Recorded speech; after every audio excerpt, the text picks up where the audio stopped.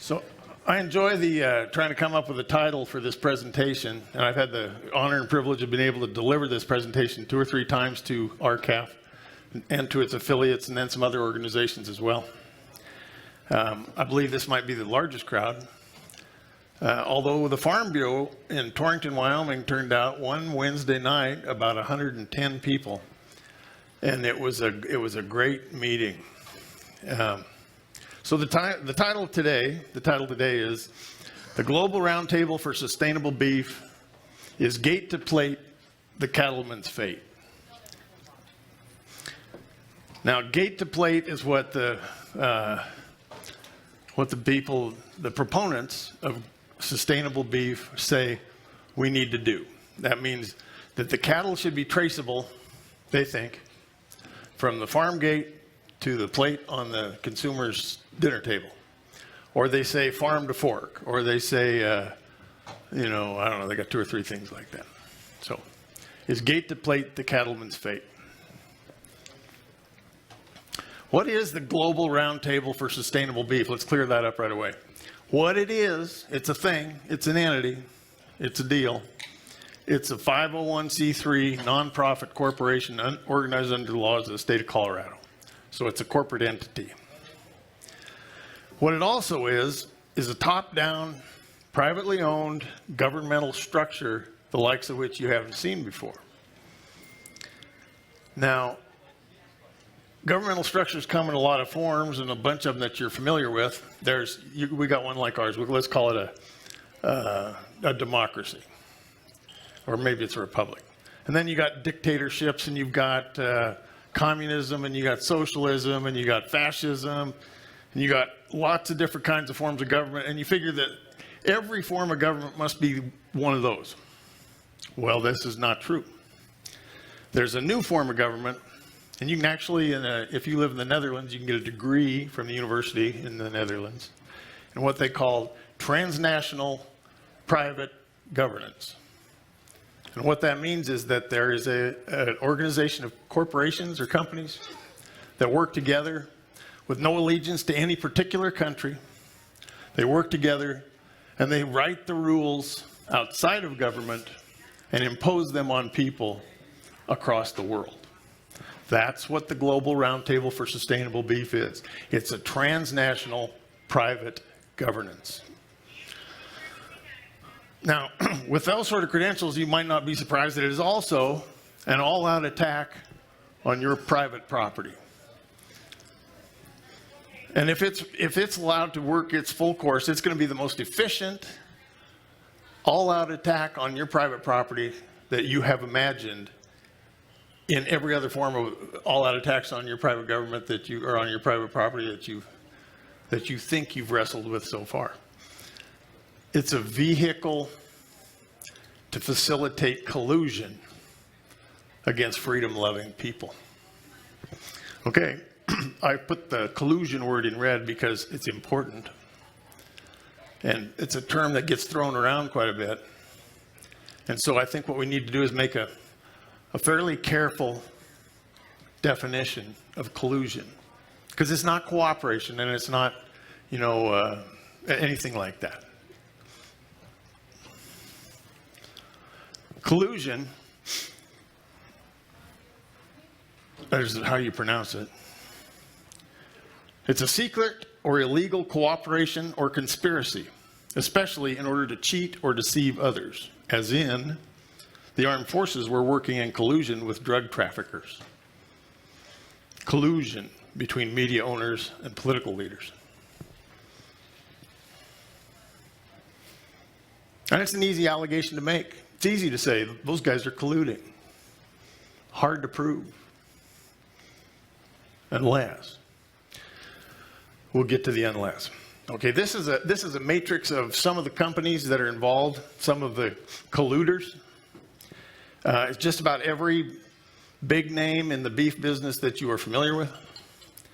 A lot of NGOs, radical NGOs, NGOs with the most radical agenda that I am aware of, social engineers, the United Nations, very, very few cattle producers. In fact, I'm going to say none. Unless you count Forrest Roberts, who's the former head of the NCBA, who I think might have had a sub 4-H project or something that he's doing. And I think he's got a show steer. And they got him on there for being a cattle producer. Okay, these are the indispensable members of the Global Roundtable, the GRSB. McDonald's, Walmart, Costco, these are all at the retail level, and they have the membership broken down into different constituencies. So there's a retail constituency, and there's a producer constituency, and there's an NGO constituency, and a processor constituency, probably half a dozen of them. But the indispensable ones are Walmart, McDonald's, and Costco. Because when those guys work together, they can wag the dog. Here's the next round of indispensable producers, and these won't surprise you. Cargill, Tyson, JBS, and to a lesser extent, National Beef. Cargill, Tyson, and JBS are active because of the sheer magnitude of the business they do. They're also more politically active. National Beef is less so, but also an important part of the collusion. Then there are what they call regional roundtables. So there's the global roundtable, and you can consider that the same way you would the Soviet Union. So there's the greater Soviet, because it's a top-down structure. Okay, the guys at the top call the shots, and it's up to the local Soviet to put the muscle on the ground. And in this case, we have the United States Roundtable for Sustainable Beef. There's also one in Brazil. There's one in Canada. There's one in Colombia. There might be others. Now, the actual membership of the Global Roundtable varies from time to time, costs a lot of money to belong. Some people have dropped out and then assumed a membership in the U.S. Roundtable, like Walmart. So Walmart was in the Global Roundtable for Sustainable Beef. Now they're in the U.S. Roundtable for Sustainable Beef. There is no distinction because the local roundtables have no choice but to implement the policy of the greater Soviet, of the global roundtable. So the other roundtables are important too. I put them there because that's where we live. We live in the United States. Then the other indispensable members are the Beef Checkoff and NCBA. And these guys are working overtime, spending millions and millions and millions of your dollars to put this program on the ground. And they couldn't do it without putting the honest face of the American cowboy on what is truly a corporate nightmare. They could not pull this off without the illusion of cooperation of the producers. All right, then you have actually the people who are calling the shots, the actual people who are directing the Global Roundtable for Sustainability, the people who imagined it, the people who organized it, the people who filed the corporation papers in Denver. You have the World Wildlife Fund, which is indisputably, nobody argues. Cargill will tell you that's the only reason they're there. The World Wildlife Fund, the Global Agenda for Sustainable Livestock is the UN, one of its member organizations. It's the UN. And Rabobank. Now, I say Rabobank because they're actually a member, a dues-paying member of the Global Roundtable, but they stand in the shoes of a consortium of international finance. And they're members of a group of international financiers, banks, institutional investors with huge, huge assets under investment, $100 trillion in assets under investment. And that's where the muscle comes from for World Wildlife Fund to do what they are doing to the cattle business. The GRSB, those are some things it's not about. Okay, it's not a marketing program. They don't give a damn about marketing. They'll tell you it's about marketing. They'll tell you it's about consumer demand. It has nothing to do with it whatsoever.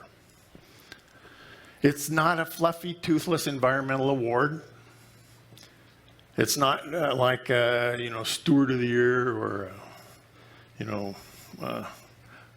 Mr. Riparian area, or it's got nothing to do with being voluntary. It's not voluntary. There is no transparency. It's not a program driven by consumer demand, and it's not about deforestation in the rainforest. Now, they talk about that because I think what they really want to do is they want to take your eye off the ball. Like, this isn't happening to me. This has happened to a bunch of people in Brazil. And they're worried about the rainforest, and maybe they should worry about that. I'm not going to worry about it. It's not my problem. Not true. It's about you. I'm going to stop this here. Maybe. Okay. We got a techno glitch.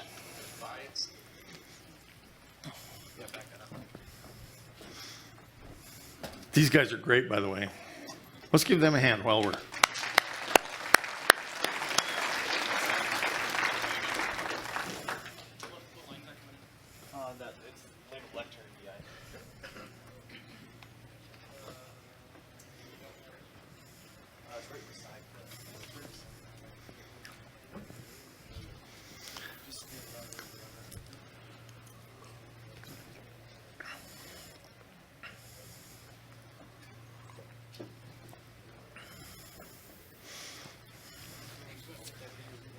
You bet.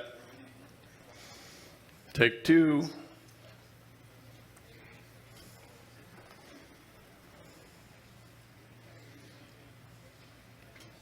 Take three.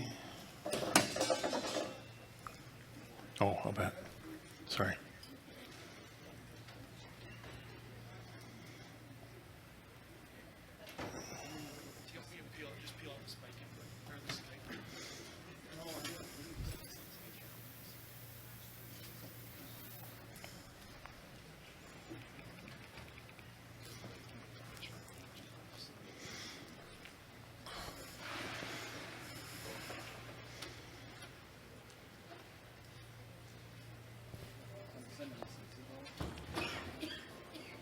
While I'm at it, there's this video's a film featuring a guy named Jason Clay, Dr. Jason Clay. He's a doctor of some stripe. I have no idea what. I've often alleged that he is a tree surgeon, likely. I can't imagine who would give him a doctoral degree in anything. Except for, and when I say that because I don't like his science and I don't like what he does. But I'll tell you, he is a worthy adversary. And he's shrewd and he's cunning and he has all the resources in the world at his disposal. And he has engineered, with the help of a lot of other very bright people, he has engineered a mechanism to seize control of every commodity produced on the planet. And he likes to fluff himself, like a lot of these people do. I don't know why they all have to tell you that they all have to tell you that they were raised on a ranch or they were raised on a farm, or it gets back to the 4-H thing, I think. The NCBA had a gal who was, Kim Stackhouse was her name, also a PhD in something. And she was, raised on a ranch in California. And, when I checked into it, it sure didn't look that way to me. But, a guy gives them street cred or something. We still do species. We still work on protected areas. That's the cornerstone of what we do. So, but by itself, that strategy will fail. We've got to address threats as well. Can you hear? We decided we've only got so much money. There's only so many places we can work. What are those places? These are the 35 that we think are the most important from a biodiversity and ecosystem services point of view. If you look at what the major threats are to these places, it's these. These 15 commodities, mostly agricultural, some livestock. There's your beef. I don't know if you saw it. Beef is one of them. And they do fibers, and they do cotton, and they do, fish, and all kinds of stuff. But they do beef. Okay, and I made a still of that slide so that you could see. This is the region where we are, the green region in the northern Great Plains. They call the Northern Great Plains Project, and it's as important to them as the Arctic or the Amazon. You know, and it touches, I mean, it is us, okay? So this is not about someplace other than us. It's about us. Okay, and when the Global Roundtable talks about, they always have these, they talk about the 3 pillars of sustainability. The 3 pillars are social responsibility, environmentally sound, economically viable, and always a component of continuous improvement, which means, in our terms, tightening the screws. It's an ever-moving target, continuous improvement. Whenever you see anybody say you need to engage in consumer or in continuous improvement, just drop kick them in the nuts, okay?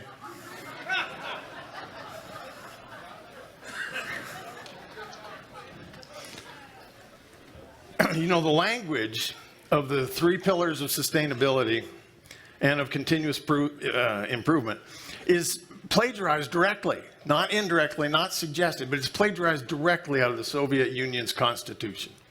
And I have right here, this is, oh, that's my clicker. Look at this.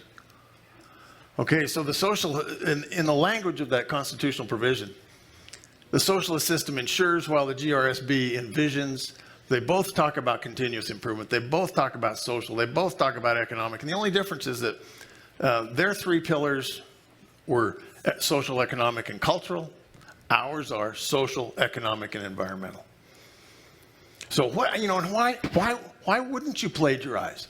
Because, you know, the Soviets did a lot of great work. They put a lot of time and money into coming up with a top-down, cruel, nasty system. Why reinvent the wheel? Because it's already out there. And who reads the Soviet Constitution anyway? So who's going to know? Here's a graphic. It's a cover on their annual report from 2014. They're going to take you, Sustainable Beef is going to take you on a journey of continuous improvement. Like the Bataan Death March. Okay, so what do they say they're doing? What do they claim they're doing? How come we got to have us a GRSB? Why do we need it? Well, we're going to have, by 2050, we're going to have another 3 billion people on the planet. There's 9.5 billion people going to be here in 2050. We got to feed them. And we got to feed them beef. We got to reduce the carbon footprint of agriculture. And only they can help us do that. Because otherwise, it's global warming, we're going to blow up or die or burn up or whatever happens to you when global warming or climate change or global warming, whenever that happens. Okay, the reason we need the Global Roundtable for Sustainable Beef is because people are saying such rotten things about us. And we have to get out there and tell our story. And if we don't tell our story, and if they don't help us tell our story, then something bad will happen. And primarily, the greatest lie that they've perpetrated, early on, it was global warming. When they first came out, when they first started, it was just global warming. Anymore, it's that consumers are demanding it, which I can tell you is patently false. Here's what they're really doing. Here's what the Global Roundtable has in mind for you, and this is review for many of you. How many people have heard something about this, know something about this? Are reasonably familiar, somewhat familiar? Been here before? Okay. Here's what they're really going to do with the Global Roundtable, okay? They're going to force you to install radio frequency ear tags on all of your livestock, or at least the ones you want to sell, ever. They're going to impose standards, production standards on you that are environmental and social in nature. They're going to require that those standards that they impose on you be verified by a third-party contractor that you will pay for. And then if you pass all their tests, if you jump through all their hoops, you will receive from them a certification that will allow you access to the market. And if you don't do all that, you don't get to sell your cattle. Now, if you're clever and resourceful, you might be able to find some way to market your cattle through the 15% of the market that is not covered by Tyson, JBS, Cargill, and National. but I don't know what you're going to do with the other 85.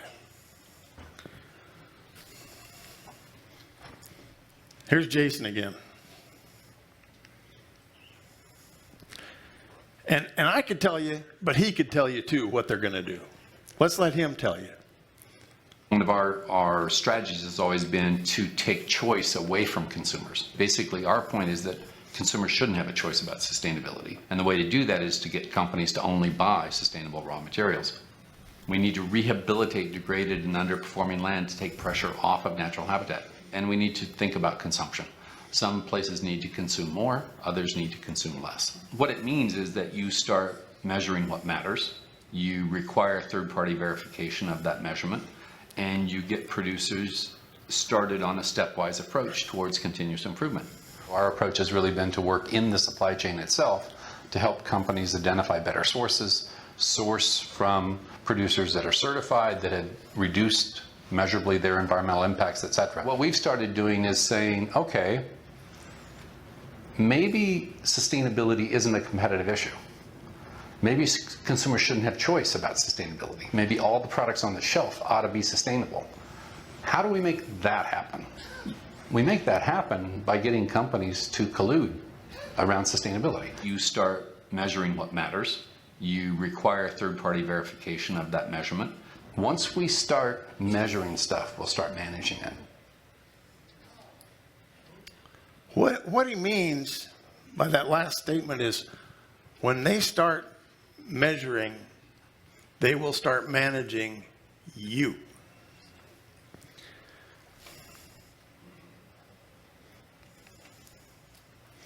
Here's the definition again, just in case you were confused or wondered why I put it up in the first place.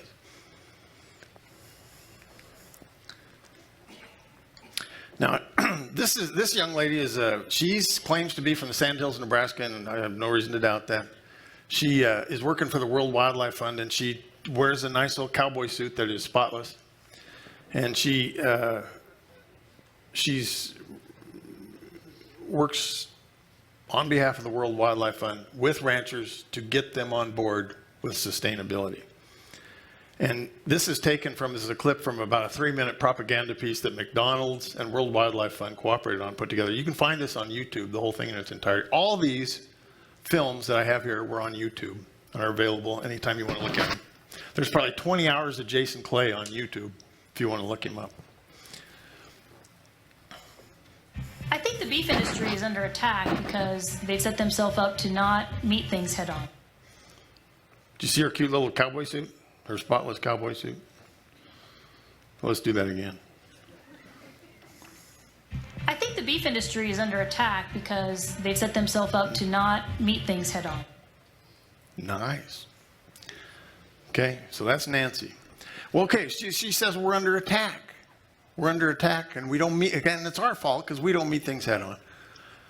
You know, there's a story, it's not a story, it's history. The year was 1857, and the day was 9/11. There was a wagon train that came out of that Arkansas country, and it was going west, came through Salt Lake City, Utah. And there were some people in Salt Lake City in 1857 that felt that they had been mistreated while they were in Arkansas. And they held a grudge. Well, these people were about 150 miles out of Salt Lake, and they decided that they were going to stop their wagons, graze their cattle, rest for a few days. And when all of a sudden they were beset by a tribe of Paiute Indians that attacked them mercilessly, they were able to defend them and held them off for days. Then, thankfully, there was a white man. Can I say that? Came up on horseback, waving a white flag, and they came up and they said, "What seems to be the problem?" And the guys in the wagon train said, "Well, we're under attack by these Paiute Indians." And he said, "Let me see." The guy from on the cavalry comes up. He said, "Let me see what I can do about that. I'll go talk to him." So he rides out, talks to the Indians, comes back, and he tells the people, he said, they are adamant. They're going to kill you all unless they give you one option. You leave your guns here, you leave all your possessions here, you can leave with the clothes on your back cattle, your horses stay, and you guys have to walk out of here. And if you do, they will let you go. Well, they had no choice. They were running out of water. They've been there 5 days. Running out of water, running out of food.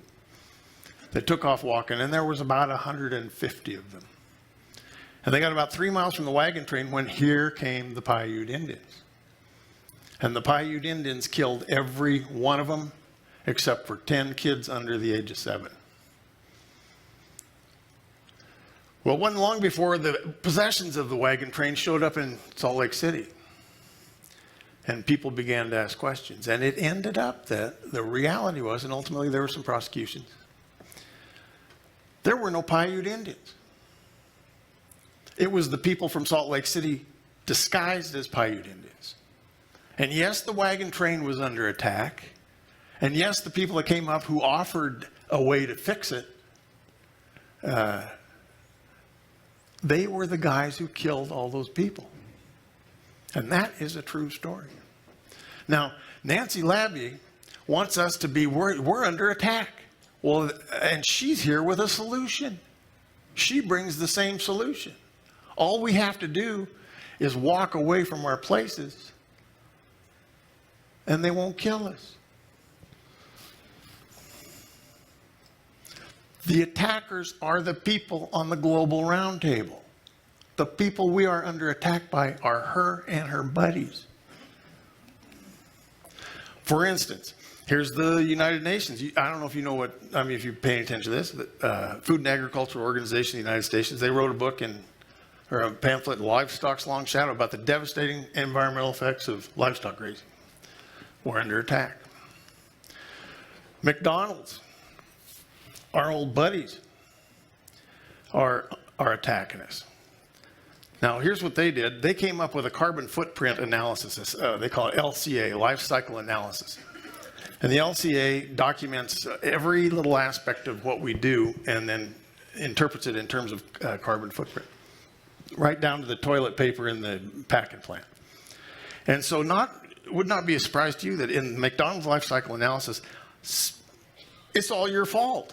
They got 6% of the contribution to the carbon footprint. We got 41%. In agriculture in general, 71% is us, 20% are the franchisees, 5 or 6% is McDonald's. So it's all our fault.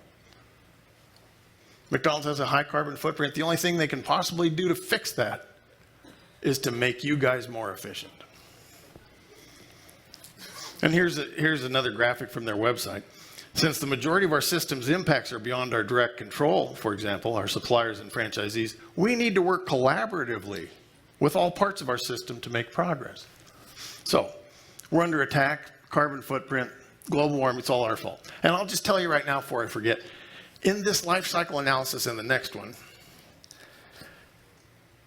you don't get any credit for carbon sequestration in the analysis. So, if you generate carbon because your cows fart, you don't get any credit for the fact that your grass sequesters the carbon that they emit. You don't get any credit for that.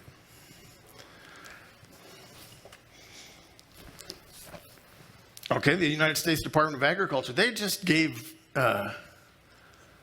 World Wildlife Fund a share of $2 billion to promote this Northern Great Plains project up in Montana, which the thing on the map, okay? They want to have a buffalo refuge up there. They want to turn buffalo loose. They want 3 million acres. It's going to be half again bigger than Yellowstone when they're done. They're stitching together private, Indian, Bureau of Reclamation, federal lands. And the USDA just gave them their chunk and their other projects as well. Their chunk of $2 billion. We're under attack by the government. We're under attack by the NCBA. We're under attack by them. They spent millions of your dollars writing another life cycle analysis, which, if it was science, their life cycle analysis and McDonald's life cycle analysis would agree. They would coincide. They don't. They justify their spending your money because they have determined that we are now 5% more sustainable than we used to be. And they printed this beautiful coffee table magazine with your money. Here's a cover sheet on a report that was written in conjunction with the World Wildlife Fund with your beef checkoff dollars. Can you see the logos? And I think this would probably be a good time for an award, because I get sad when I start talking about this stuff. I get sad because, so there's another award. Okay, and it's, who's the most valuable player in the beef business? I'll tell you what, it's hard to wrestle it away from Bill Bullard. Year in, year out, for his disciplined, thoughtful, principled analysis of the issues and the facts, Bill Bullard has been the most valuable player in the beef business for how long now?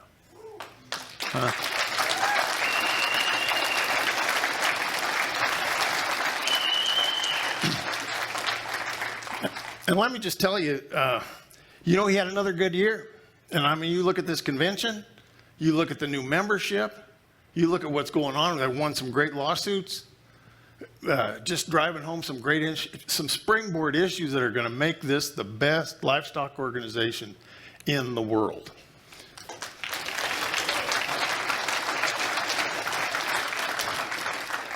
But, Michael Jordan didn't win MVP every year, and Bill didn't win her this year. There was somebody else out there who really gave it her all, and a nice little gal. And I'll tell you what, you guys are going to be so proud to know her. She, I'll tell you, she was selfless. She raised money like you cannot imagine for the benefit of cattle producers in an innovative fundraising manner. And I think she's here today. I think she's here. Just a moment, let me look. Melissa Day Morton from Edmond, Oklahoma. Do you know her? Oh, wait, no, she couldn't be here today. That's right. Okay. This is the gal who stole $2.6 million from Oklahoma's Beef Council. And it was kind of like throwing herself on a grenade, all for the benefit of, she deprived those people of, they've got a recent economic analysis that says for every $1 that they can steal from you people at gunpoint, they can inflict $11 worth of damage on you. So her $2.6 million is bootstrapped into almost $30 million worth of benefit for the American cattle producer, because it's money they don't have to do damage to you. So let's give a big hand of applause for Melissa Day Morton. Any of you Okies know her? Well, by God, pass on my best when you see her. She's got nice legs. Okay, why does the NCBA say that we have that we need to do it? They say because we need a seat at the table. Okay, and that's why we do it. And they'll say, well, we don't like everything they do, but you got to have a seat at the table. You got to be there. You got to be there. They'll be talking about you if you're not there. If you're not at the table, you're on the menu. They got 6 or 8 of those little quips. There's no producers in the GRSB. The NCBA has dual loyalty. And in fact, if you get right to the bottom of it, they don't give a damn about us. They don't give a damn. Their bread and butter is with the packers, and that's where their work is focused. The GRSB has a voting structure. It's this complicated, convoluted voting structure between these constituents. It wouldn't matter if every single producer joined the Global Roundtable for Sustainable Beef. You'd end up with a 1 vote. So the thing is structured to neutralize us. 80% of the packers are there. 85.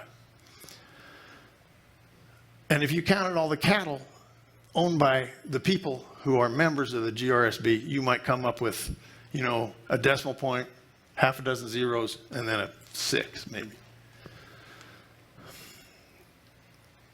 The corporations I mentioned before are using the NCBA to put your face on their mischief. And I'll tell you, the appearance of having a seat at the table is way, way worse than not being there. Because to the outside, it looks like we think this is a good idea. So shame on the NCBA. Anytime you see the Global Roundtable for Sustainable Beef, it is fair to hold the NCBA personally, totally accountable for the damage they do.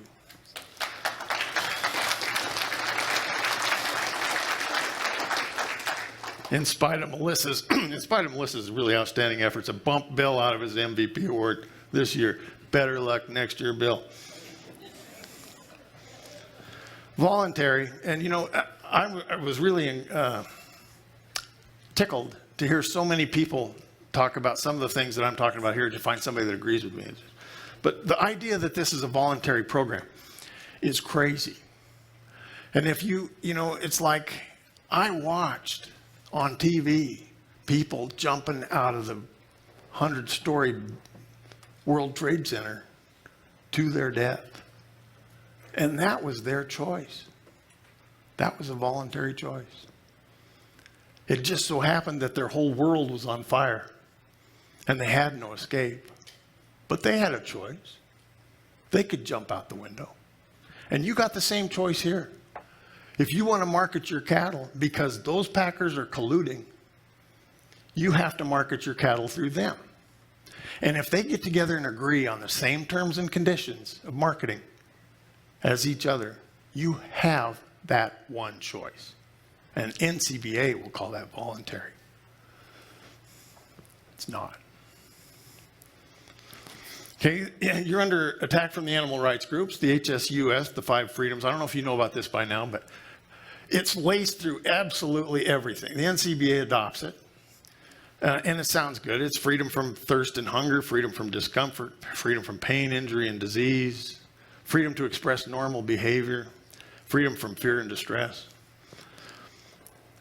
You know, that same lens is the lens that PETA and every other anti-meat organization uses to interpret the cruelty that you inflict that would cause them to argue we shouldn't have animal agriculture. And it's in the Global Roundtable, which the NCBA endorses. It's just we look through this very general terms through a different lens. We think that's fine, because this is what we do, right? Not if you're looking at it from their perspective. And how could we forget the World Wildlife Fund? How could we forget that they hate us? How could we forget that they hate agriculture? So the World Wildlife Fund shows up and says, you guys all join the Global Roundtable for Sustainable Beef. Because we have had an epiphany and we just decided that we don't think you guys are so bad after all. What's the chance of that? Here's Jason.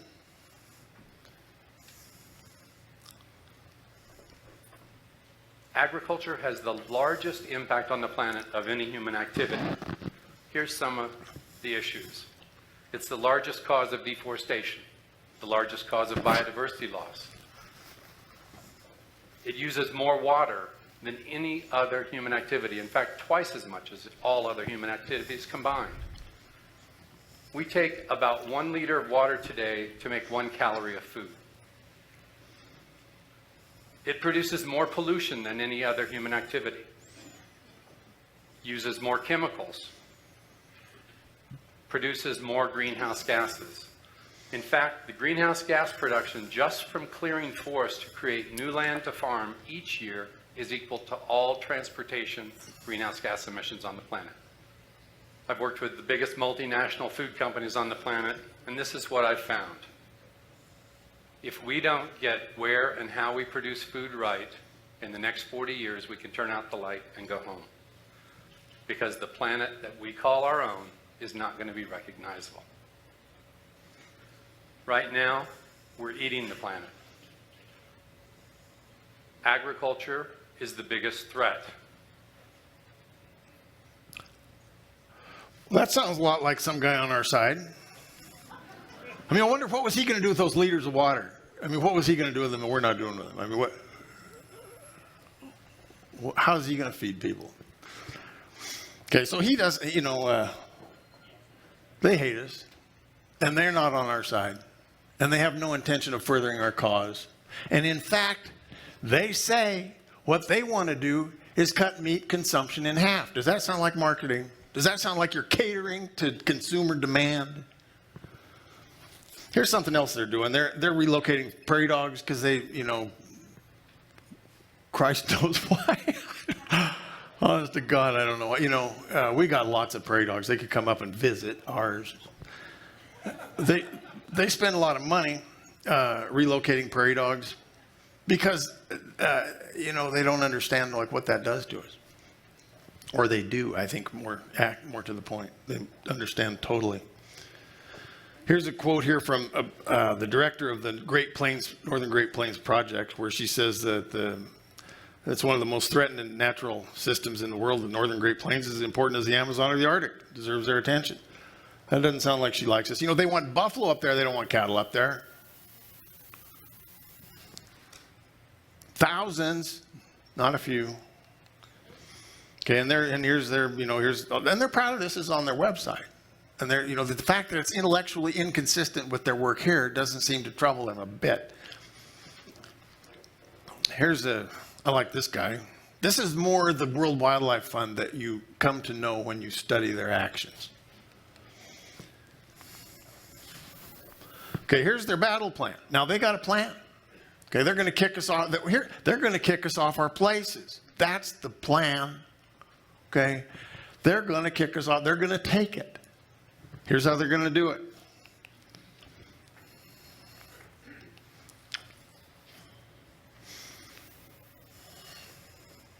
We actually need collusion around sustainability at every level with every type of institution. Where do we start? Who do we work with? How do we work on these issues? This is new ground for us. So we decided we needed to map it out. There's 6.8 billion consumers, give or take, maybe closer to 7 today.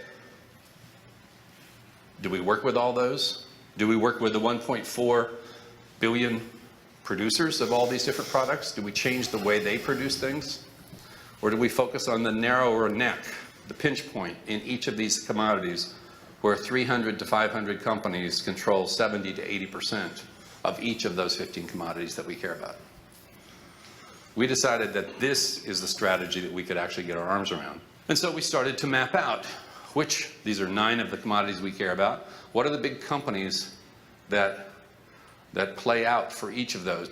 Turns out the 100 largest companies represent 25%. They touch 25% of the trade in all 15 commodities. 100 companies is even easier to get your arms around. 25% is important because 25% of demand, if we can get those companies to say, we want to buy these products produced more sustainably, that leverages 40 to 50% of production because producers will change to sell into those markets. So we've started signing up agreements with these companies to work with them. The green ones are the ones that we're working with. The yellow ones are the ones that we're in discussion with. We can actually accelerate change by working with groups, not just individuals. So how do we bring groups together?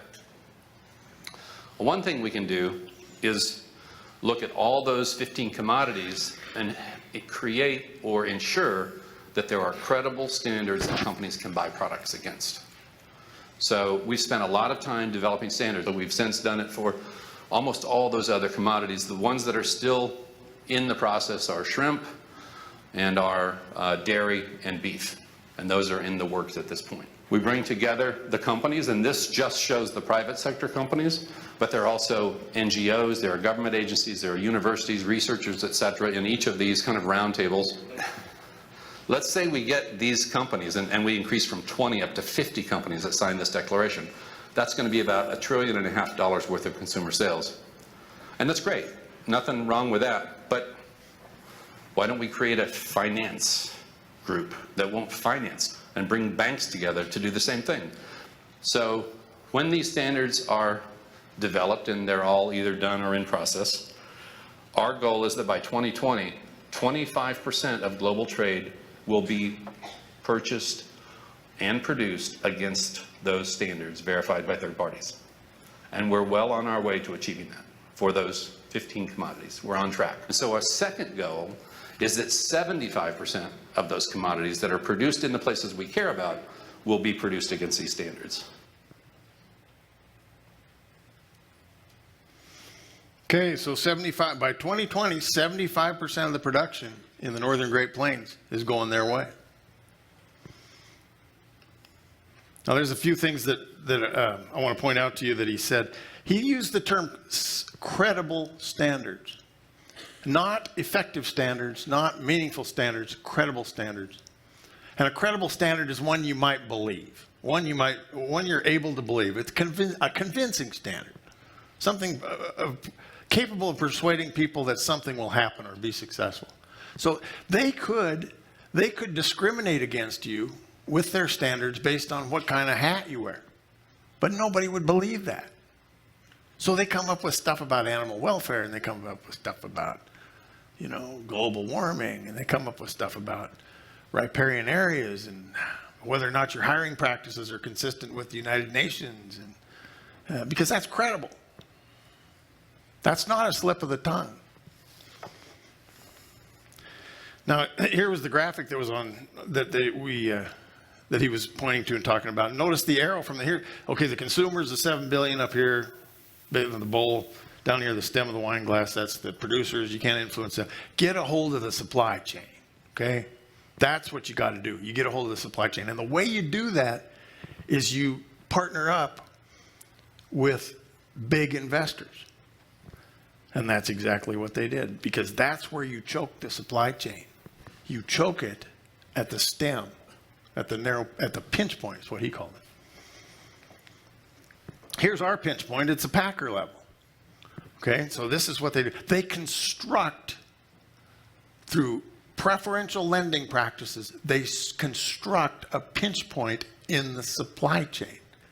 Now, Cargill, JBS, Tyson have grown fantastically over the last 10, 15 years. And the way they did that was not because they were better or smarter or had a more efficient process. It's because the banks lent them money to acquire and merge with their competitors. And you watch JBS, they are unraveling right now because the bankers are pulling the plug on them. Now, here's the finance consortium. It's back in 2010. You couldn't find out anything about these guys. They're called the Carbon Disclosure Project. In 2010, Harvard Business Review says it's the most powerful NGO you never heard of. And there's no time to go into it here, but it's diabolical. It's clever. And here's what these guys do, okay? They pick the guys they want to succeed, and they steer their money toward their pool of investment, $100 trillion, toward or away from companies that will play ball with them. So if you're willing to, these are two of the ways that they judge that, is if you are willing to choke your supply chain and force changes down the supply chain, you get points and you get credit, financing. And if you influence public policy. So if you go out and lobby your people, that's how you get your money. So that's where World Wildlife Fund gets their money. That's where they get their muscle. And these guys are scared shitless of them. I'm telling you right now, the corporations, Cargill, JBS, Tyson, Walmart, McDonald's are scared shitless of those people. How's the World Wildlife Fund run? Well, here's, this is off their website. They have one office in Brussels that works to influence the policy and activities of the European Union, and another in Washington, D.C., to influence global institutions involved in international economic issues, such as the World Bank. They're not shy about it. They have an 80-page guide on how you go out and influence your policymakers. This is how you do it. And one of the ways you do it is you capture the representative group and you put the face on them. That's the NCBA. That's what they've done. Here's the USDA. I don't know if I may have got that slide in there twice. They funded the World Wildlife Fund's Great Northern Project, or Plains Project. Okay, and this is about Cargill. Okay, now, I'm going to trust you to take your handouts now. Turn them over. Turn to the second page. You might want to ask yourself, what are the standards that these people want you to produce against? Back in 2013, a member of the Global Roundtable for Sustainable Beef, we all on page 2? The pages are numbered 1 through 18 on the right. and there's 4 or 5 documents, and each of them is numbered for that document on the left. Didn't come out very good, but still cost $1.18. Okay, so there's a group called the SAI Project, Sustainable Agricultural Initiative, and they're European, and they came up with the principles for sustainable beef farming, 2013.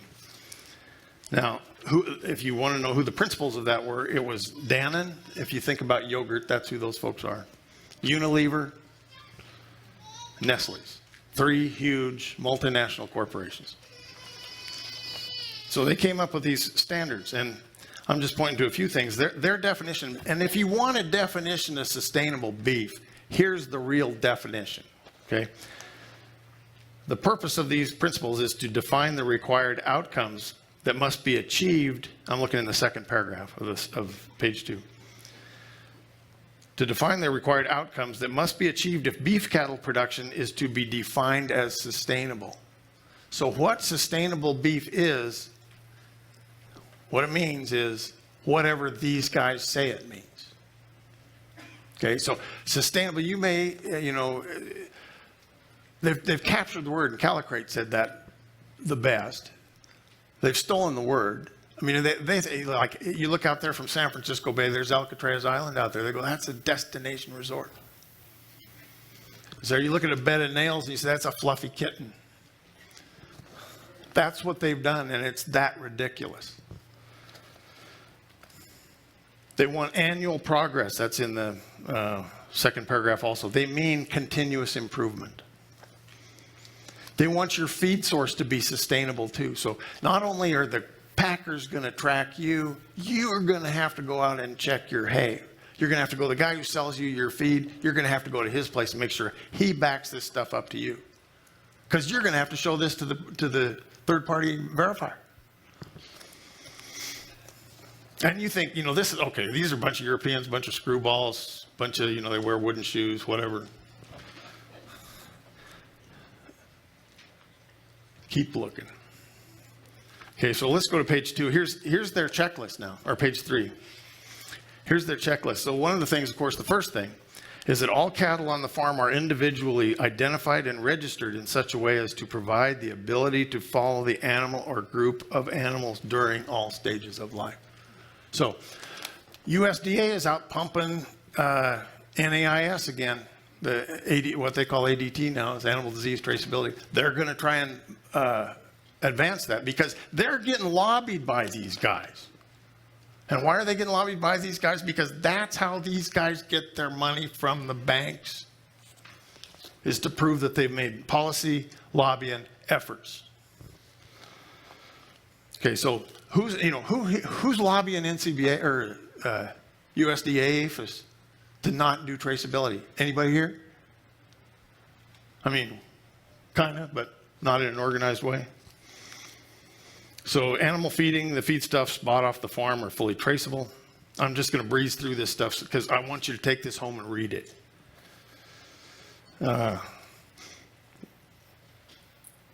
Key performance metrics regularly benchmarked against the rest of the industry to monitor progress. This is a tournament system too. This is what Chris Leonard was talking about. They're going to benchmark you against your neighbors, and whoever they don't want to succeed will not succeed. There were all kinds of United Nations standards. OIE is a sister organ. Well, they're not the UN, but it's the World Health Organization for Animals. And they work with the UN real close.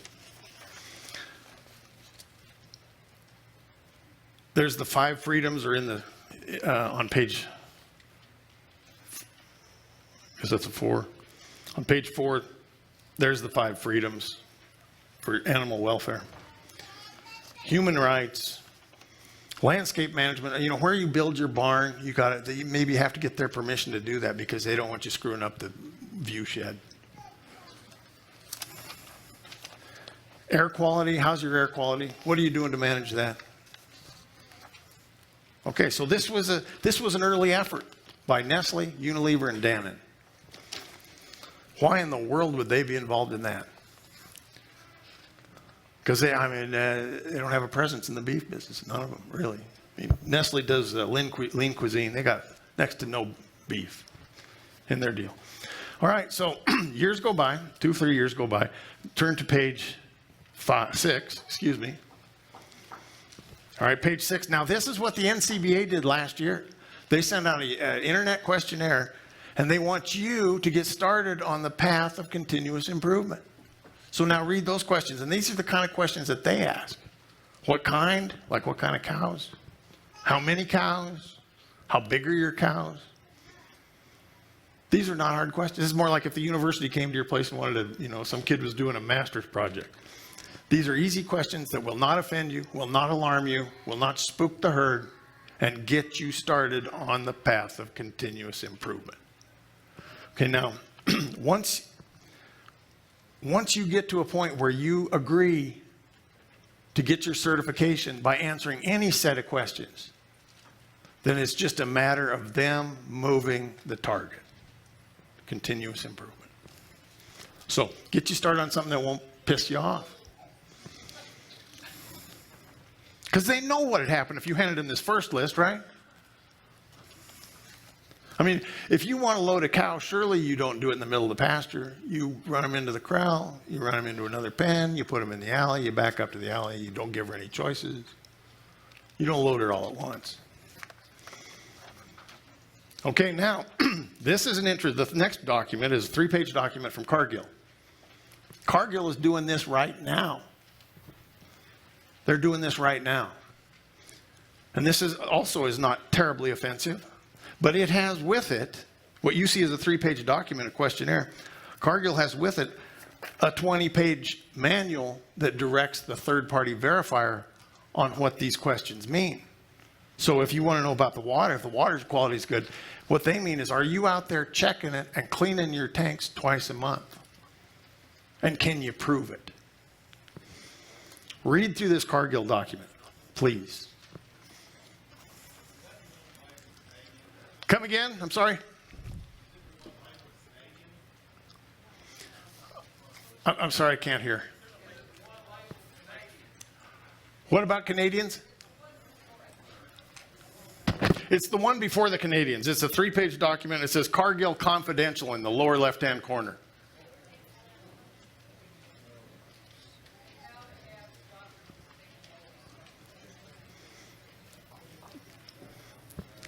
Did it work out all right? Everybody get that? Okay. So 3 pages from Cargill, but I'm telling you, 20 pages more are just instructions. And this is starting to look pretty ugly. And Cargill's doing that now. And the anonymous source that provided this document informed me that right now what Cargill will give you, if you fill this out, is carcass data.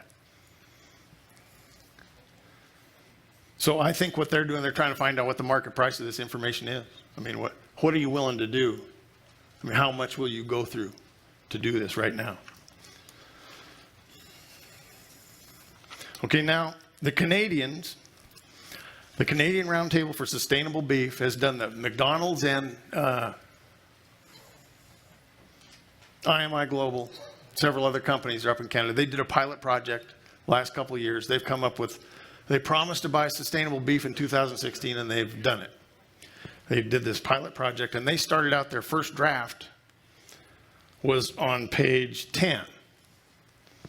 Okay, and these are the questions that the Canadian Roundtable has. Well, that was their first draft for indicators. Okay, and if you look at them, what they really are the broad categories that are on the SAI platform, the Nestle document. It's really the broad categories. It's not fleshed out. It's a skeleton outline. Okay, so that's about a 1-page deal. Okay, then this is reality, guys, and this is what you got to take this home and read it. You got to copy it. You got to give it to your neighbors because they got to know that this is not in the abstract. It's not fantasy. It's not the lofty ambitions of some screwball tree hugger. This is real. And the reason that they did it in Canada, the reason that they started there, the reason that Canada's vulnerable to this is because they got saddled with full chain traceability after that BSE cow 10 years ago. Okay, so now, the ones with it, we're looking at page 11 now. Is everybody on page 11?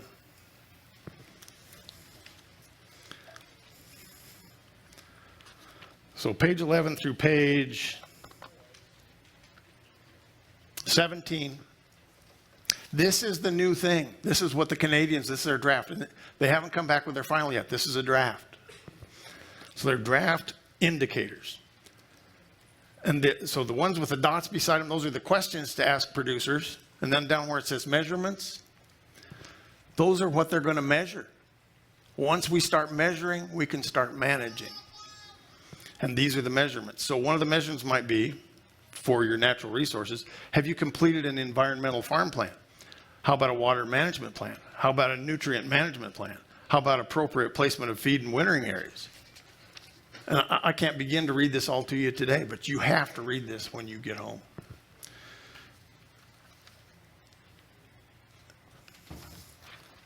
I'm looking at page 12. They want to know about regular monitoring of air quality.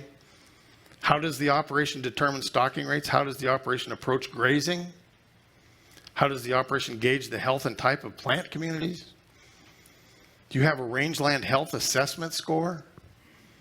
Do you have a biodiversity assessment? Do you have a habitat assessment? You know, in the book, the Meat Racket, when they sent out the company men to those chicken houses, and it was like Tyson bought, I don't remember which company it was. Tyson bought one of the other companies. They merged. And so they sent their company guys out to go check on the performance of these chicken houses. And so their instructions were, when they get out there, he said, here's what we want you to do. You're not working there to help. You're not there to help. You're there to piss them off, all right? And what they want to do is demonstrate that you are in charge, the company guy, and not that chicken grower. So that's your job. So you put this in the hands of a third-party verifier who's determined to put you out of business, and it's a done deal. So I'm not going to read through all these, but it's important to note that nobody has talked about an appeal procedure. So if you get jacked around by your third-party verifier, who do you complain to? Nobody. You just take it. They talk about here that you will share your relevant information. So quit talking about, don't let anybody talk to you about confidentiality of this stuff. Nothing in here is ever going to be confidential. And you think that if the government should not have it because they won't keep it confidential, you think these guys will? There is nothing that they cannot imagine to impose upon you as a regulation. The sky is the limit. And again, this is not pie in the sky. This is the real deal. This is what they're going to do to Canadians. And they're going to say, hey, this is a voluntary deal. They got 2 meat packers in Canada. They got 2. And they're both in on this. So it's voluntary, all right. Now, I'm not going to, there's some of these in here just made me just sick to read. But get to the very last page and look at that. Okay, this is the Canadians, this is what they came up with, a scoring system. Okay, so you get 1 point if you got this baseline knowledge, or you're at level 1. Then you can go to level 2, where you got a little bit more knowledge and you've got plans and protocols and practices, procedures in place, blah, blah, blah. Level 3 is you're doing pretty darn good. You're towing the line. You are stepping and fetching. Evidence of continual improvement. And if you fail to get a 1 on any of these, you fall in category 4. What does that say? Barrier to entry. You don't get to sell your cattle. And how are they going to do that? Because your ear tag can be blackballed at the packer level.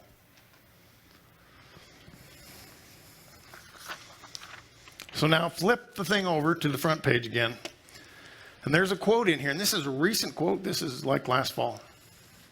So you ask yourself, why is a yogurt company, and why is Unilever, who makes household products and Lipton's tea and Ben & Jerry's ice cream, a bunch of consumer goods like that, Hellman's mayonnaise, what are they doing telling me in Newcastle, Wyoming, how I should be raising my cattle.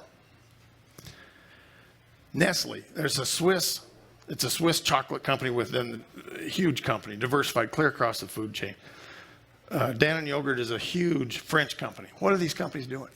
Well, here's what's going on. Because one of the banks, one of these financial aggregators wrote all these companies a letter saying, if you don't quit, and their bias, that particular group of bankers with like $3 trillion in assets under investment, wrote this letter because they're animal rights people. They don't want anybody eating meat.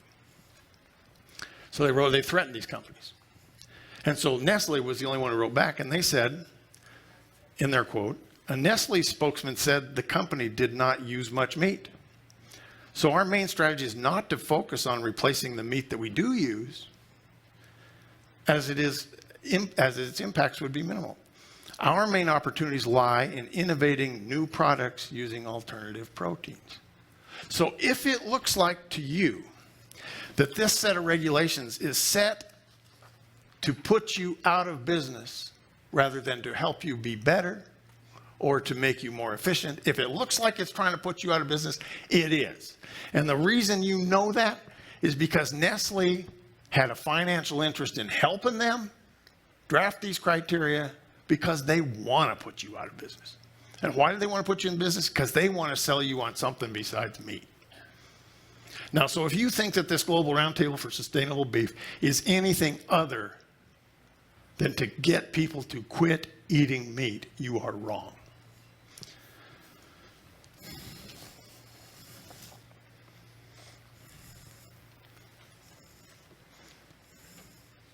Are you pissed off yet?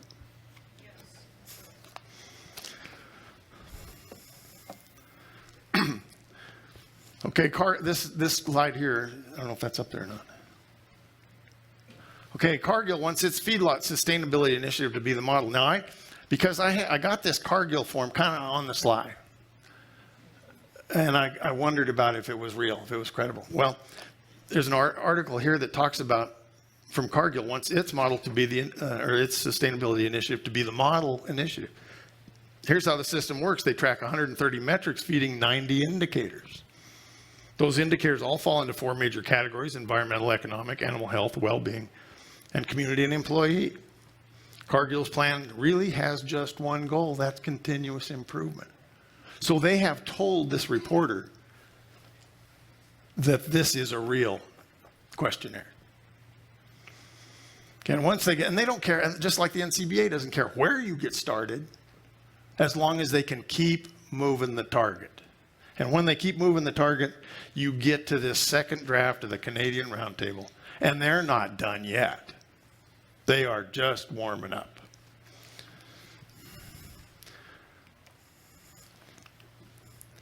Cargill moves toward 100% traceable beef.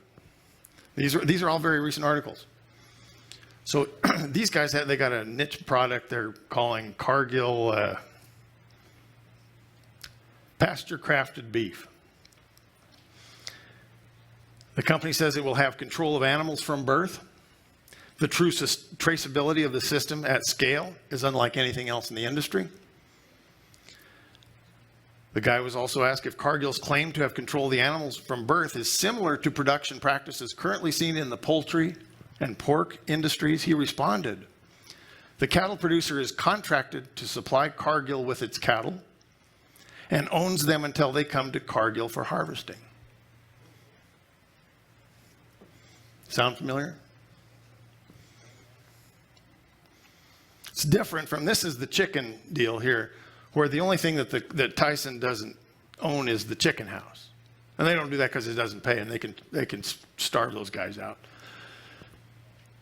In the Cargill model, they're going to have the cattle people or the producers own those cattle until they pick them up at the kill facility. So it's similar. They don't have it's still vertical integration. Their plan right there is a little bit different than Tyson.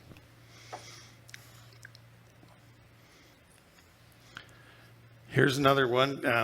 The world's largest ground beef company just gave, okay, this is what you need to know. This is important, really important. You think, and the Global Roundtable people are selling you on this idea. Okay, we're one big, happy, multi-stakeholder initiative. And we're in it to sell more beef just the same as Cargill, Tyson, and JBS are. That is a fallacy. Because Cargill, Tyson, and JBS have already diversified into what they call the protein complex. So the protein complex includes pork, chicken, soybeans, insects, lab-grown meat. So, Petri dish meat. So Tyson or Cargill just bought a stake in a company called Memphis Meats, and they've got a process to grow meat in the laboratory. Cargill just bought in. And just like Tyson, JBS, and the rest of the industry, Cargill is under serious pressure to adopt more sustainable practices, treat animals more humanely, and quit pumping products full of drugs. The announcement's not a total shock because back in April they said, Cargill said, we're selling our last 2 feedlots. We're getting out of the feedlot business. Okay. And what they did with that money then, what they said they did with that money, was they diversified into alternative proteins, specifically a burgeoning interest in plant-based proteins, fish, and insects. And now, I'm telling you bugs, okay? Crickets, mealworms, and grasshoppers. So, do you think they care if they buy your beef? Does McDonald's care if they sell you a hamburger or a shit sandwich? If there's a margin in it, they're going to sell whichever one's got the best margin. And in the meantime, they're getting leaned on by the World Wildlife Fund to stop using protein that has a poor conversion factor. So, World Wildlife Fund is forcing these guys out of the protein, specifically out of the beef business, then out of the pork business, then out of the chicken business, then out of the soybean business. And the only thing that they didn't talk about is, in terms of growing more food, is having less people. And I'll tell you that the World Wildlife Fund has its genesis, its DNA is wrapped around the eugenics movement of the 40s. And they don't particularly care for people. Major beef supplier Cargill to exit the cattle feeding business. Here's another article about that. They're exploring plant-based protein, fish, insects, along with opportunities linked to livestock and poultry. That's the opportunities linked to poultry and beef are the Petri dish products. I'm working, man, I'm going fast. Okay, here's our girlfriend again. Oh, shoot, just a minute. I think the beef industry is under attack because they've set themselves up to not meet things head on. I gave a presentation and this guy said, thanks, I'm glad that somebody is here to promote our industry from World Wildlife Fund. And I said, no, I'm not here to promote beef. I'm here to save the grass. To figure out what is a global benchmark and design standards around that. Once you start that journey, there's no going back. And we're all on that journey together. Once you start that journey, there's no going back. That was Jason Clay. Okay, there's my $1.18 appeal again. So now where's all this going? Ireland, his first one where he says, what we want to do is take choice away from consumers. He's talking about the effort that was very successful, that they were successful in imposing on Ireland. And so where has that gotten them? The Irish farmers are going down to their retailers and begging for a fair margin because there is no market. There is no freedom. Only what the people at retail decide to give them.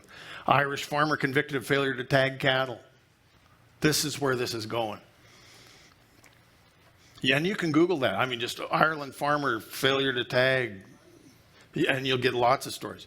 Here, this guy here got fined 33,000 pounds for not reporting that one of his cows died. And he's a repeat offender because last year he butchered some cattle and sold it off the grid. 33,000 pounds is like a factor 1.6. So I don't know what that math is. Here's a guy in Australia gets fined. He shows up the sale barn without an ear tag. $1,370. Okay, so here's what you got to do. You got to educate yourself. And this is a key tool. I'm going to tell you about this. Is important. Go to Google News. Okay, go to Google News and they have a, like, you know, your page or your thing or your account. And you can set up a search term with Google News. So what I do is I punch in my search term, Global Roundtable for Sustainable Beef. And I punch in traceability. And I punch in JBS. And I punch in Tyson. And I punch in Cargill. And I punch in the Carbon Disclosure Project. And every time there's an article anywhere, I get a notification of it. And it's really handy. Okay, and you guys need to do that too, so that you can get on there and get the news. Okay, you got to call your universities and tell them, like, Kansas State is going to have Jason Clay come and talk to them for the Christ. Where's a Kansas State? Is anybody here from Kansas State? I wouldn't say so either. But start thinking about the United States as a local government. That's important too, because Chris Leonard said it. That's where they need to be involved. I mean, we need a government that will protect capitalism from running rampant. That's what it's supposed to be there for. So, because you're working with a governmental entity that has no appeal, you can't vote for it. It's a transnational private government. Antitrust will drop it in its tracks. And, you know, above all, be happy and don't worry about this. Right? Just try not to worry about it. Because the good guys are going to win, and they are. Because we're going to fight the good fight. If Pat Trask is here, he'd tell you that. He'd say that David was a cowboy and he slayed Goliath. Here's another book that you need to read, Panda Leaks. It's about World Wildlife Fund, to understand what those people are all about. All right, that's it. I went way over my time. Thank you. Yep.